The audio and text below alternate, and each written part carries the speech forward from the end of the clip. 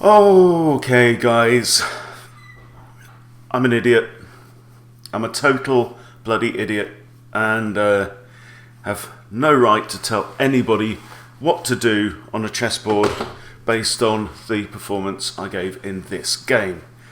So I played 3 games this morning. I like to get my coffee in the morning, play a couple of games on the tablet before I get up, and I feel like I can really focus it. At the moment it's dark. I'm getting up at like 6 a.m. And I can focus. And the interesting thing about the Chess.com mobile app is that it lets you do something called confirm each move. So when you're playing rapid in particular, you can make the move and see the piece move, and then either click the tick or the cross to accept it or to go back, which is really, really useful. Doesn't necessarily help you to be a better chess player, but it helps you to avoid mistakes. But it wasn't enough to save me. So this is the first game that I played today. I'll run you through it, and I'm going to show you my complete and utter idiocy in this game. So I've got the white pieces, got e4, e6, so he's playing this, so it looks like a French, d4, and then he plays this small centre defence, which I found it a few times. I've come across it before, and basically I just set up a bigger centre, both knights, both bishops, very solid structure, so both pawns are defended twice, and then so he's like a bit more reserved. He's like a step back because he's all in the first 3 ranks. So I move my queen forwards, so I've got ideas of castling, we advance pawns, and he puts his knight in there where it's attacked twice, so I capture, capture, capture, so I'm a pawn up. Alright? And then h6, I guess, prevents the knight from coming in there, because it is defended twice. So I push my pawn up, comes in front of the king. It does cut off some ideas from my queen, that side, but I've got a lovely pawn structure there now. And I'm playing somebody rated 1372, right? Now b5, so he's striking out on the queen side, and I castle. Right, so I've completed development, we're on move 12, all's well. Pawn pushes up, but it's not going to achieve anything over there. I centralise one rook, he puts a rook behind his pawn, and now I push out towards his knight. So I've now got a bishop and a queen and a rook supporting this d-pawn. He captures, I recapture, he captures, I recapture, and now he puts his bishop there. So here's the issue. In moving his bishop there, he has undefended his knight. So I capture it with check, and I'm up a piece and a pawn. His king moves. We exchange queens, we exchange rooks, so we're simplifying. Check again, we exchange bishops, and life is just good. I attack his bishop, he moves his rook down there, and I take his bishop off. So now I'm up a full bishop and a pawn, and I'm just going to show you. So this is basically one of the most important things that you can do when you're playing chess is, and I mean, if you've been following my channel for a while, I talk about this stuff all the time, right? Before you make a move, this is like the first rule of Chess Club, right? Before I make that move, is there anything stupid about that move? What's the number 1 most important thing on the board? King safety, right? Check this out. Check this out, okay?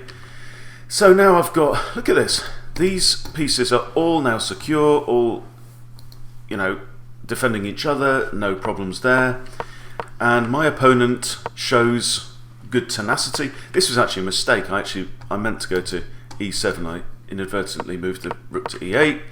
So we're trying to grab pawns, and puts me in check.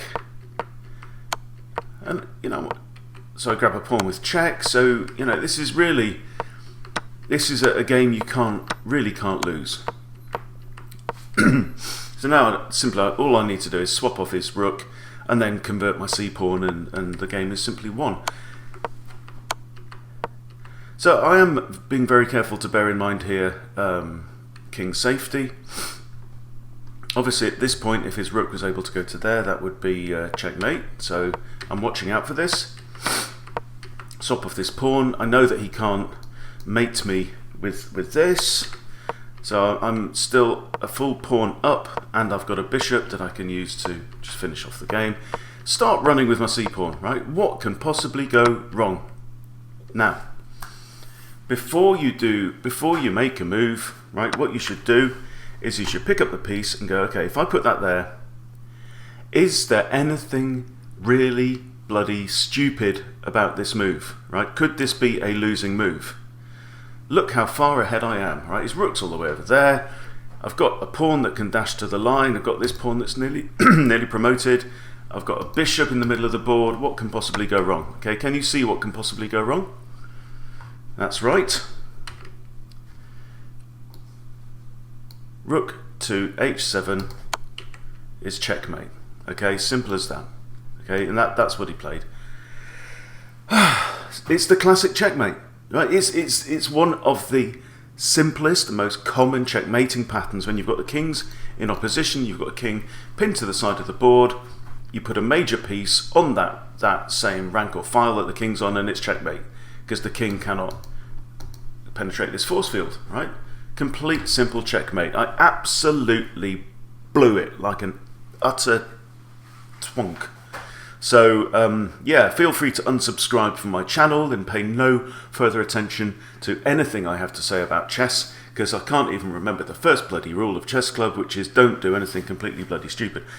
Or at least hover and do that sanity check before you move the piece, right? Am I putting this in harm's way? Am I leaving it open to a stupid checkmate, right? Utterly ridiculous. Anyway, so thought I'd share my embarrassment and shame on this terrible occasion. But, you know, full credit to my opponent. He stuck in there, right? He didn't give up.